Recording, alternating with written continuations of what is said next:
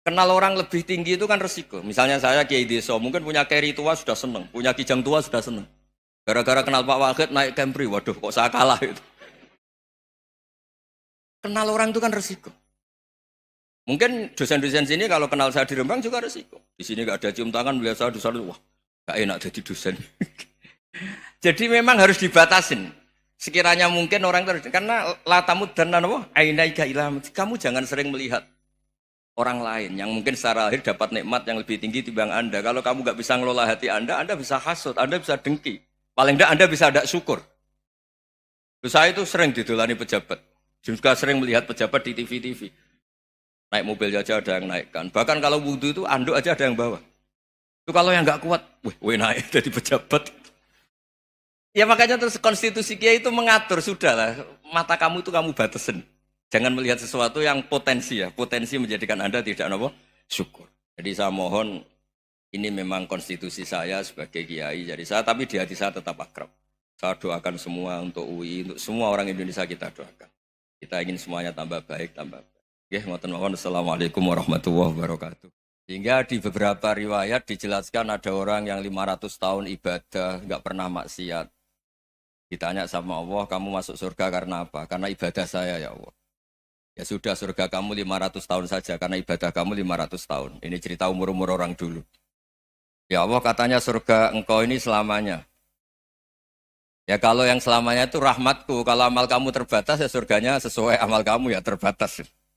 Ya sudah ya Allah, berarti masuk saya surga saya ini karena fadl engkau, karena anugerah engkau. Itu namanya apa? Diroyah. Diroyah itu satu kajian analisis di mana kita percaya riwayat, tapi kemudian punya logika, punya diroyah. Ini penting supaya tauhid kita ini kuat. Jadi dulu ada orang yang sangat cerdas, namanya Jubair bin Mut'im. Dia saking cerdasnya, juga kaya, juga tokoh, dikirim sebagai delegasi pembebasan Asra Badrin, tawanan Badar. Kemudian pas datang ke Masjid Nabawi, Nabi delalah pas baca Wattur wa kitabim mastur. Sampai pada titik Nabi baca Am khuliku min ghairi syai'in am humul khaliqun. Apakah penciptaan yang sedemikian canggih itu dimulai tanpa perwujudan, tanpa sesuatu yang real, yang maujud? Orang itu langsung bersimpuh, matur, ya Rasulullah saya Islam. Kada qalbi yatir, hampir hati saya, otak saya, pikiran saya itu terbang. Karena logika yang dibangun ateisme misalnya, kalau alam raya ini dimulai dari nihilisme, berarti logikanya apa? Al-adamu yakhluqu maujudan. Alam raya ini kan maujud. Maujud itu ada. Kalau yang lebih dulu itu ketiadaan, berarti ketiadaan menjadi sebab kewujudan. Kalau dalam bahasa Arab itu al-adamu yakhluqu maujudan. Sesuatu yang harusnya nggak jadi faktor karena ketiadaan, menjadi faktor sesuatu yang nyata. Itu kan nggak masuk akal. Ya, kalau alam raya ini ada al-adam sing yasbiku maujudan, berarti alam raya ini al-adamu yakhluqu maujudan, suatu yang tidak ada menciptakan yang ada. Dengan logika itu terus kita ngaji, diajari sama guru-guru kita, sifat dasar Allah itu maujud. Wallahu maujudun qadimun. Terus masuk. Yang harus distatuskan pertama dari Allah itu apa? Maujud, wujud. Karena dengan wujud ini layak menjadi penyebab adanya alam raya ini. Sehingga ketika kita menolak faham nihilisme atau ateisme, faham tanpa Tuhan, tanpa pencipta awal, kita punya diroyah. Bahwa tidak mungkin ketiadaan ini menjadi sebab perwujudan alam raya ini. Yaitu amkhuliku min ghairi syai'in. Masa alam raya ini diciptakan tanpa sebab yang nyata, yaitu wajibil wujud. Siapa itu? Allah Subhanahu. Begitu juga menyangkut sholawat. Orang boleh beda pendapat tentang redaksi sholawat. Ada yang sholli ala Muhammad, ala Sayyidina Muhammad, Nabi Muhammad. Monggo lah masalah redaksi saja. Tapi setelah dianalisis, Nabi itu Pak Rektor, jadi Nabi setelah Nabi Isa saking dihormatinya sampai dituhankan. Juga jadi Nabi yang ada cerita masih hangat, orang Yahudi itu bunuh Nabi. Jadi yang satu mendudukkan Nabi sedemikian tinggi sampai kayak Tuhan, yang satu menjatuhkan Nabi sedemikian rendah sampai dibunuh. Kayak apa susahnya jadi Nabi Muhammad SAW. Kemudian dengan gampang Hadaddin agama ini bikin syariat yang bernama sholawat. Redaksinya monggo lah sesuai tradisi masing-masing. Allahumma sholli ala Muhammad, Allahumma sholli ala Sayyidina Muhammad, ala Nabiyina Muhammad, monggo lah. Tapi yang jelas redaksi ini kalau didiroyah dikaji. Allahumma itu Tuhan, Tuhan itu pemberi. Wa Muhammadun wa in jalla qadruh abdun min ibadi. Muhammad apapun tinggi derajatnya tetap berstatus hamba. Sehingga agama ini terjaga oleh syihotus sholawat. Agama ini terjaga oleh redaksi sholawat. Yaitu Allah tetap pemberi sebagai Tuhan yang enggak tersaingi. La syarikalah. Rasulullah Muhammad wa in jalla qadruh. Apapun prestasinya bisa mi'rad, bisa apa saja. Tetap seorang hamba yang butuh muhtajun ila rahmatih. Jika redaksi Allahumma sholli ala Muhammad ini mengukuhkan yang Tuhan tetap Tuhan, hamba pilihan tetap hamba pilihan. Tentu dengan redaksi ini kemudian kita mendudukkan Nabi benar-benar posisi terhormat. Yaitu orang yang paling berhak dapat askat tahiyat, mendapat penghormatan Allah paling tinggi, yaitu Rasulullah Muhammad SAW. Dan itu diulang-ulang oleh Allah. Subhanalladzi asra bi abdi. Status hamba ini diulang. Lagi-lagi ini bernama diroyah. Bernama apa?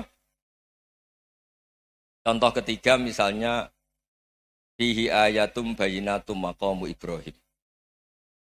Dulu orang Yahudi itu ada diskusi masif.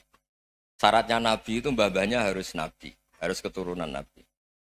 Kemudian semua Nabi rata-rata di Palestina, di Syam.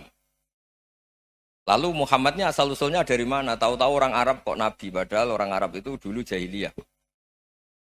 Walhasil terus diceritakan, bukti Muhammad ini turunan Ibrahim adalah ada jejak kaki Nabi Ibrahim di dekat apa? Ka'bah. Fihi ayatum bayinatum maqamu Ibrahim. Kalau Nabi Ibrahim pernah di Mekah, artinya beliau pernah meninggalkan turunan yang di Mekah. Itu bernama Nabi Muhammadun sallallahu alaihi wasallam. Itu disebut fihi ayatum bayinatum maqamu Ibrahim. Nah, itu namanya diroyah. Diroyah itu satu perilaku keseharian kita beragama, kemudian tahu logikanya. Yang keempat misalnya, mangkana yu'minu billahi wal yaumil akhir fal yukrim apa? Jaro. Orang yang iman karena Allah dan Rasul, maka memuliakan tetangganya. Andaikan pakai hukum sosial, tentu kalau tetangga kita baik, kita baik. Kalau kurang baik, kok kurang penggawean kan gitu. Tapi dulu itu pernah ada seorang ulama itu dibully ya, dikerjain sama anak muda tetangganya. Pak Kiai datang ke rumah saya, orang ini datang. Kemudian setelah di rumahnya, saya tidak jadi butuh sama Pak Kiai, silahkan pulang. Itu Kiainya senyum, menikmati. Dan itu terulang 3 kali.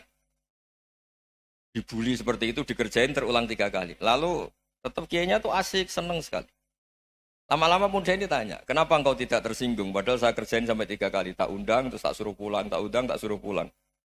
Kata Kiai tadi, yang memerintahkan baik sama tetangga itu Allah. Jadi saya nikmati ketika bisa baik sama Anda. Tidak ada urusannya dengan perilaku Anda yang menolak saya. Nah itu terus kita tahu, memang motifnya kita baik sama tetangga karena iman sama Allah dan Rasul, bukan hukum kompensasi sosial. Jadi kalau mau diteruskan Pak Rektor, saya ngajar di sini ya karena perintah Allah itu orang alim harus ngajar, bukan karena perintah Rektor. Kalau diteruskan. Ya saya mohon juga gitu para dosen, para karyawan di sini kalau nggak khianat dengan UI itu karena takut sama Allah, jangan takut sama Rektor. Kalau Anda baik juga karena Allah, jangan baik karena apa? Rektor. Bagaimanapun ya semua kita ini makhluk. Makhluk itu la yadurru wa la yanfa. Begitu juga melihat Indonesia. Melihat saya ini kan ikut di UI itu lama sekali ikut sama Profesor Zeni, dari Profesor Zeni nulis tafsir. Mungkin Pak Harsoyo tahu banyak, dulu Pak Lutfi ya tahu banyak. Tapi saya memang nggak pernah terbuka karena ya memang nggak ingin sebenarnya. Kondisi ini kondisi darurat. Sehingga saya tahu cara berpikir Profesor Zeni, ya tahu komitmen beliau pada UI. Dan pendiri UI memang ya banyak yang dari tokoh NU, Muhammadiyah, dari tokoh-tokoh ormas yang lain. Memang didirikan banyak orang. Hingga UI memang nggak milik ormas apa tertentu. Dari satu sisi memang baik, nggak dikuasai orang tertentu. Tapi nanti kalau keterusan ya nggak berbentuk. Ya sudahlah dikelola saja. Sambil-sambil jelas, sambil-sambil kadang nggak jelas. Yang penting ikhlas tadi. Karena kalau terlalu asobia itu jadi repot. Kita ini yang nekuni fikih itu tahu. Kalau tidak kuno itu madhabnya Hanafi. Kuno itu madhabnya Syafi'i. Tahu-tahu seakan-akan Imam Syafi'i itu NU, Imam Abu Hanifah itu Muhammadiyah. Padahal ini orang-orang yang sebelum NU dan apa? Muhammadiyah. Jadi kalau kita yang nekuni ilmu itu biasa saja dengan perbedaan. Tapi kalau orang-orang yang nggak siap dengan perbedaan itu sampai Allah disifati Ta'ala itu tidak terima. Padahal Ta'ala itu maknanya Maha Luhur, yang Maha Agung. Jadi ada seorang kiai kebetulan pidato pertama Pak Rektor. Assalamualaikum warahmatullahi ta'ala wabarakatuh.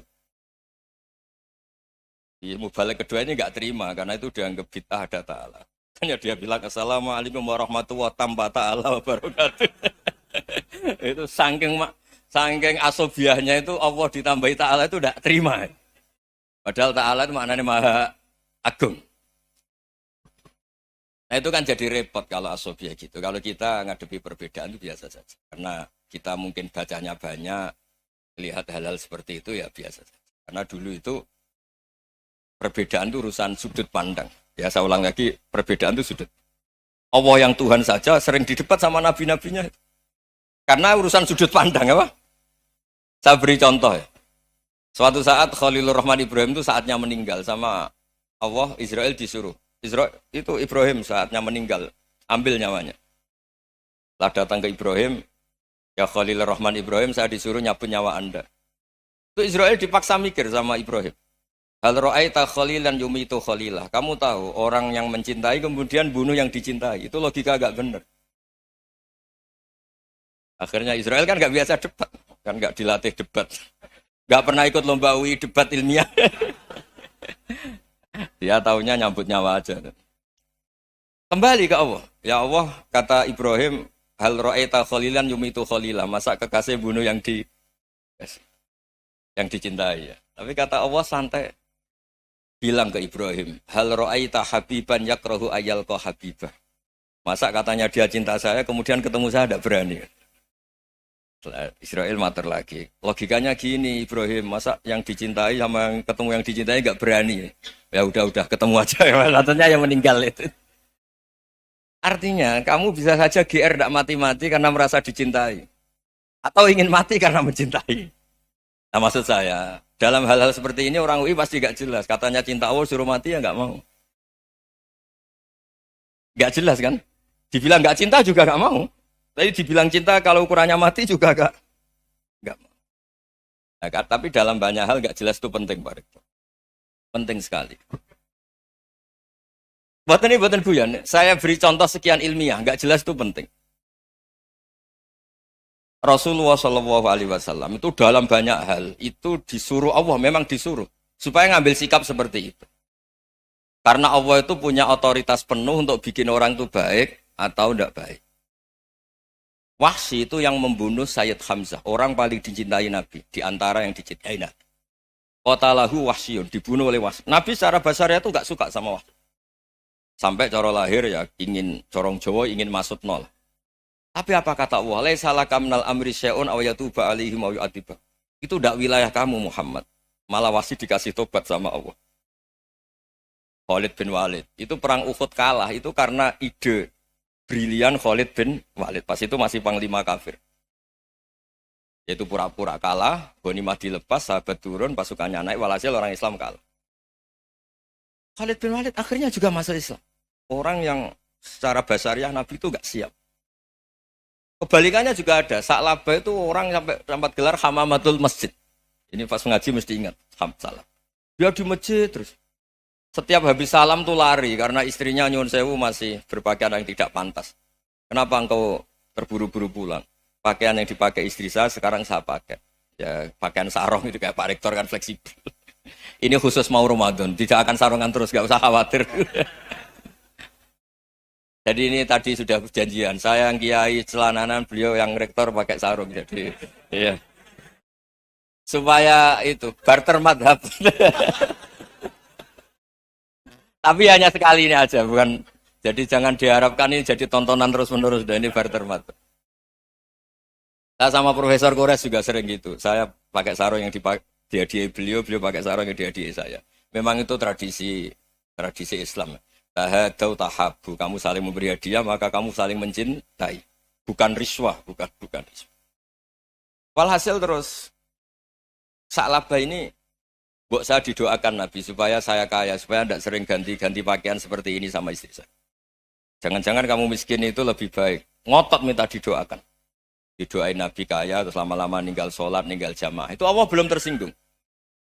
Yang mulai Allah tersinggung itu kan, saya sering fatwa di mana-mana, sering memberi saran. Mumpung kamu miskin itu sering sedekah, karena kalau sudah kaya itu tidak bisa. Saya memberi analogi gini. Kalau saya masih santri miskin, punya uang 100.000, diminta guru saya 50 tak kasihkan, padahal itu 50%. Punya 2 kambing kurus, diminta guru saya 1 pasti tak kasihkan, padahal itu 50%.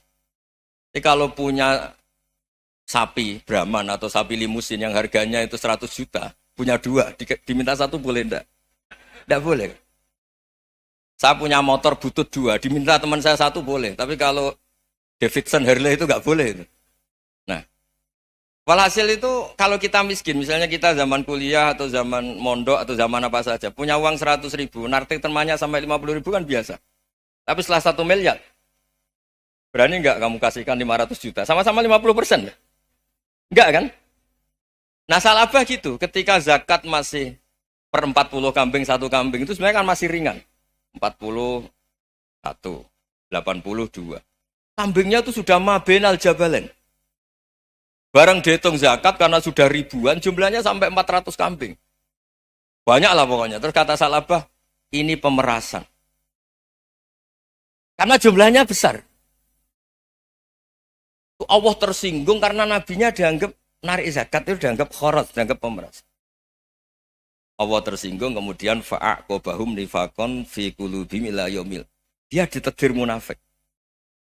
Semenjak itu terus tadi kembali gak jelas tadi. Barkohnya gak jelas itu menjadi orang tuh bijak. Ini sekarang nakal, jangan-jangan nanti jadi orang baik. Yang sekarang baik, jangan-jangan suatu saat jadi tidak baik. Semua orang introspeksi. Gak ada jaminan kalau kita sekarang baik akan baik terus. Gak ada jaminan kalau kita sekarang buruk akan buruk terus. Sehingga terus banyak kiai-kiai bijak itu memang lahirnya gak tegas. Tapi gak tegas itu yang menjadikan bijak. Karena sama-sama mungkin. Itu yang disebut laisa laka minal amri syai'un aw yatuba alihi mau yu'adzibum. Itu tidak wilayah kamu. Ketika Allah mengomentari orang munafik juga wa yu'adzibal munafiqina insya'a aw yatub. Bisa saja ada yang disiksa, bisa saja ada yang dikasih tobat. Karena pola yang kita analisis itu semuanya menurut kita.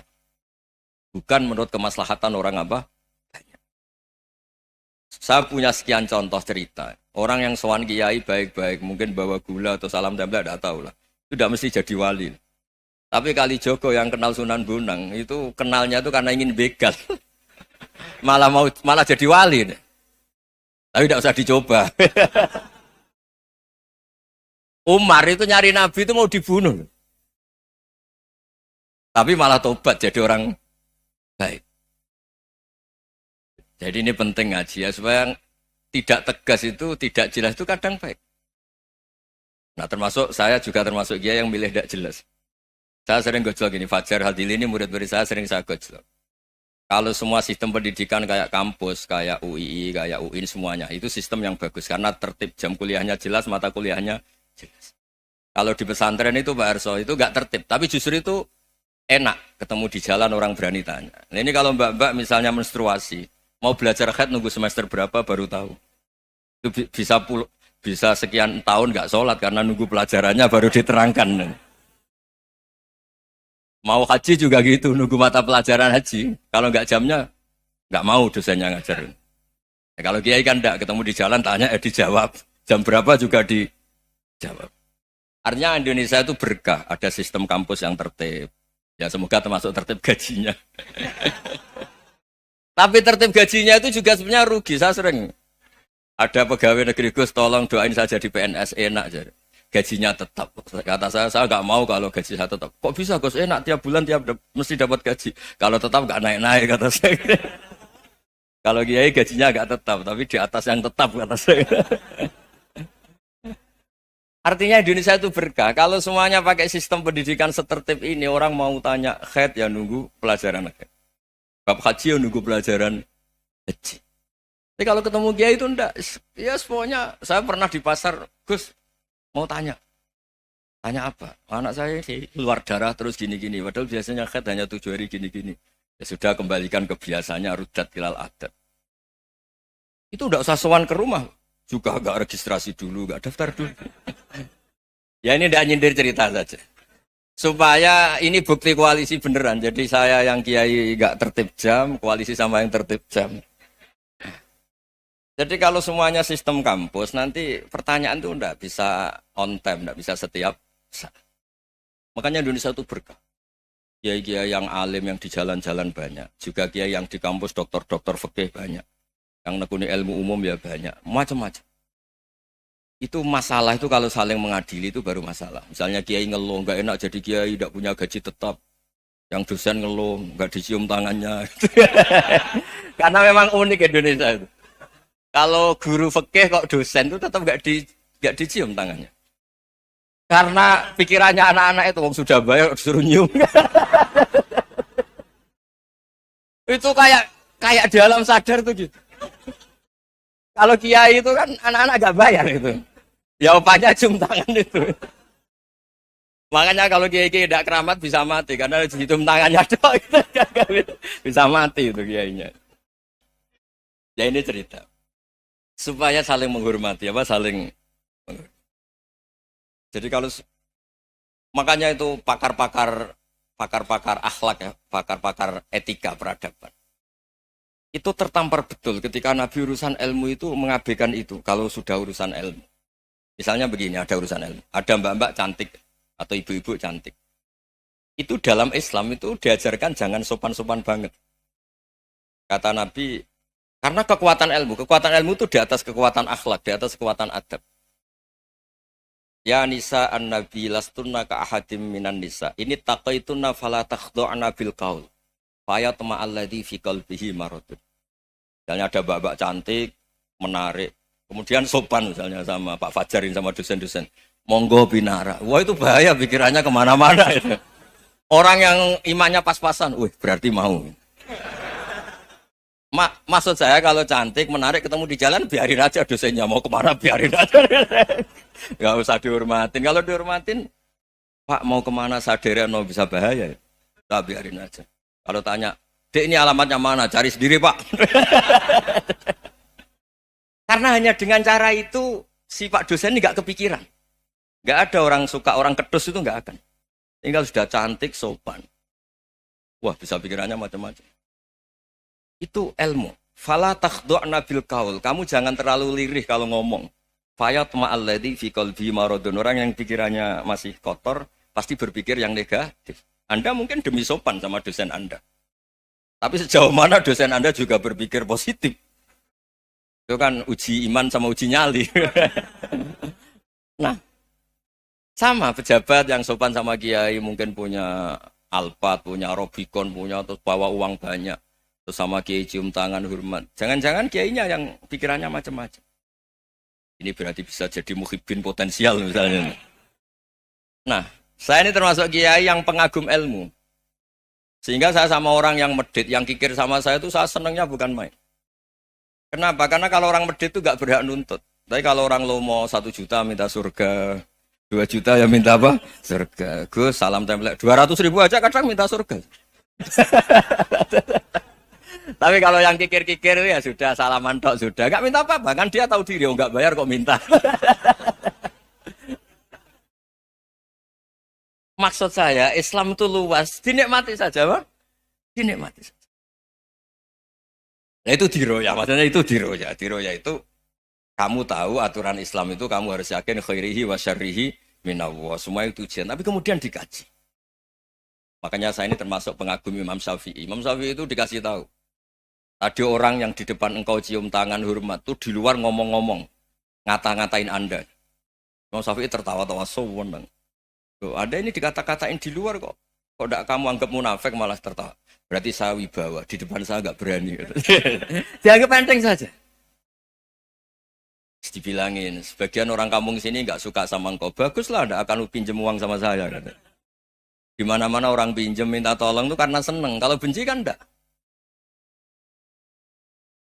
Intinya dianggap enteng saja. Yang terjadi di dunia itu semuanya dianggap enteng saja. Man asa ilaika fakot atlakoka. Yang berburuk sama kamu itu membebaskan kamu. Coba kalau akrab, titip. Ya misalnya akrab sama Pak Fajar.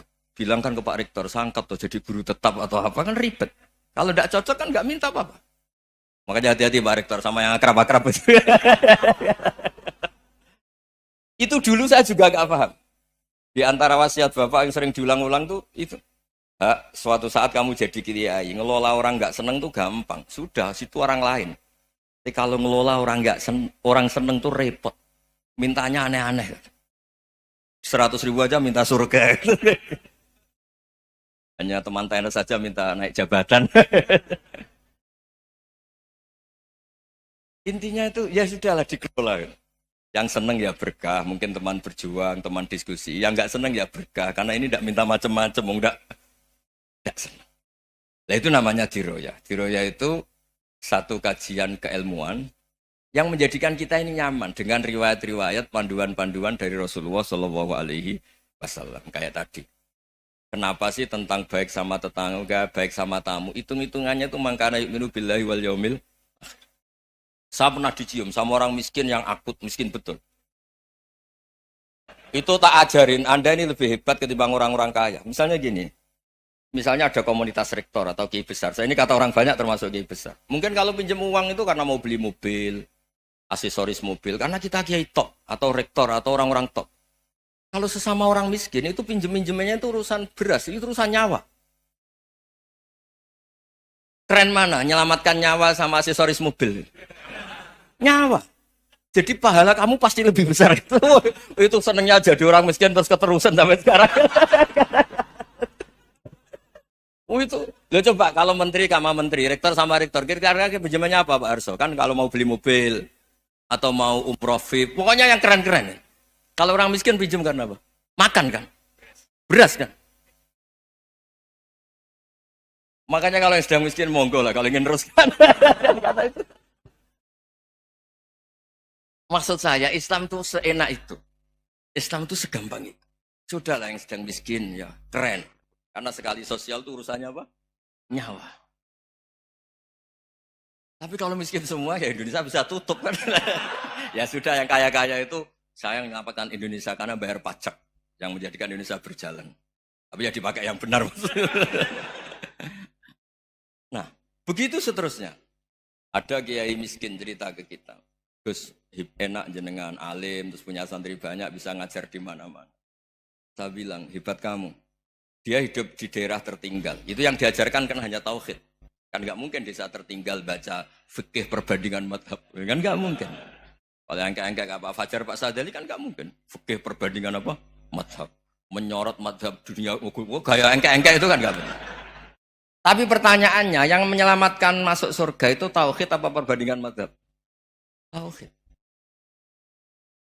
Ini hanya mengajarkan fardu kifayah, sunat-sunat. Ini Anda mengajarkan fardu ain. Surganya dulu kamu. Oh terus senangnya jadi kayak gitu. Karena yang diajarkan apa? Tauhid. Sementara kita yang gaya-gaya ini, ajarkan perbandingan apa? Madhab, studi banding ke Al-Azhar kemana-mana. Ini enggak, tauhid. Dari orang nyembah pohon jadi nyembah Allah Ta'ala. Keren enggak? Keren. Jadi terus kiki sama saya senangnya bukan karena tak bela. Tapi ada yang agak kurang ajar, tanya saya. Kalau itu hebat, kenapa Gus gak mau jadi kayak gitu? Waduh. Wah ya repot kalau pertanyaan. Terus tak jawab, kalau saya jadi kiai desa, kamu ngangsu ilmu dari mana coba? Ya dari jenengan, ya kalau sama gobloknya tidak bisa. Ya sudah, Gus aja yang jadi kiai besar. Maksud saya, ya sudahlah kita begini seperti yang saya ajarkan di sini, saya sarankan. Supaya orang itu tahu. Nah, ini namanya diroyah.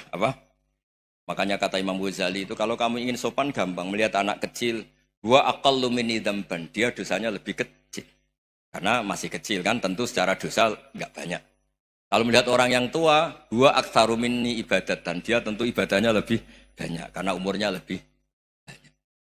Sehingga terus semua orang lain tuh di depan kita itu hebat. Ya semua orang lain sama misalnya Pak ini rektor, Pak Fathul Wahid rektor. Tanggung jawabnya lebih banyak, berarti pahalanya lebih banyak. Tapi sama, ketika melihat Nyon Sewu, melihat pegawainya yang secara lahir di bawahnya, ini tanggung jawabnya nggak banyak, pasti salahnya juga enggak. Itu yang diajarkan Rasulullah SAW, sehingga enak lah. Tapi kalau kita melihat orang lain selalu salahnya, itu pecundang. Allah saja tidak seperti itu kan, amal baik ya ada khairan, amal buruk ya ada saron, semuanya dilihat oleh Allah Subhanahu wa Ta'ala. Saya tuh punya teman Gus, agak beling, agak seenaknya. Dulu miskin. Wah itu seenaknya betul. Kayak kenal Tuhan sudah. Tak tanya, kenapa kamu seenaknya? 1 bulan tuh labanya bisa 200 juta sampai 500, sampai 1 miliar. Saya itu Gus, setelah duha itu perkembangannya bagus. Duha, sholat duha itu. Saya pernah miskin, kan kata, apa, ingka dari rizki fisama, apa? Wa ingkana qalilan, ya kalau fisama fa'anzilhu, terus wa ingkana qalilan fakasirhu, kalau sedikit perbanyak. Ini trennya sudah benar semua. Nah, wa ingkana apa ya, haroman fatohiru, kalau haram yang kau sucikan. Makanya saya seenaknya, kalau qalilan sudah fakasiru, paling trennya yang enggak benar juga fatohiru kata Mas. Dia yakin kalau yang enggak benar-benar sudah disucikan Allah, karena yang lain-lain sudah. Dari miskin sudah kaya, qalilan sudah fakasiru, paling yang haroman juga sudah fatohiru gitu. Tak tanya, lah kamu kok tahu? Polanya sudah ada Gus, karena sang qalilan. Kamu sembrono sama Tuhan kok begitu kan? Tapi apapun itu seneng saya. Seneng saya sering salah teh, makanya saya mohon yang sekarang miskin, sedang miskin itu ya ndak usah nyesal banget-banget. Kalau ingin kaya monggo lah, namanya orang juga ingin. Ya, tapi Anda harus bangga. Sosial antar kalian adalah urusan nyawa dan itu pahalanya luar biasa. Supaya kita, nah yang kaya-kaya juga boleh GR lah karena pembayar pajak. Dan itu bisa menyelamatkan apa? Indonesia Raya. Begitu seterusnya. Itu yang diajarkan Nabi, antawadhu hatta la yabghiya ahadun ala ahadin. Kamu semua harus tawadhu sehingga antar kalian tidak saling tidak sopan, tidak saling liar, tidak saling mendolimi. Termasuk tadi sikap gak jelas tadi. Orang dolim yang sekarang dolim bisa saja tobat, yang sekarang soleh bisa saja nanti. Semuanya tuh mungkin. Kita diajari ya muqallibal qulub tsabbit qalbi ala dini. Jadi keliru kalau kita dalam banyak harus tegas, gak mesti. Al halalu bayyinun wal haramu bayyinun. Tapi ada wa bainahuma umurun mustabihat. Ada yang wilayahnya itu abu-abu. Misalnya ada perempuan cantik misalnya, contoh paling gampang. Kalau kamu ajari secara serius, kamu bisa aja tergoda jadi fitnah. Tapi kalau orang soleh gak berani ngajarin, kemudian digunakan orang fasik, malah menjadi orang nakal, kita juga tanggung jawab. Kamu mau tegas gimana? Wilayahnya sama-sama mungkin. Wilayahnya sama-sama mungkin. Yang dekat pejabat mungkin terkontaminasi KKN. Tapi kalau pejabat gak dekati orang soleh, punya perilaku yang gak soleh, yang repot juga Indonesia kan?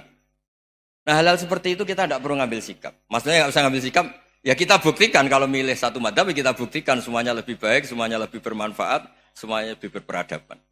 Karena gak bisa dihindari wabena humain. Termasuk nyuwun sewu, saya mohon maaf sama mulai Pak Harso, Pak Lutfi sampai Pak Fathul Wahid. Saya ini termasuk kiai yang gak suka dekat sama orang-orang top. Bukan karena hasud. Memang konstitusi kiai harus gitu, la tamuddanna ainaika. Kenal orang lebih tinggi itu kan resiko. Misalnya saya kiai desa, mungkin punya keri tua sudah seneng, punya kijang tua sudah seneng.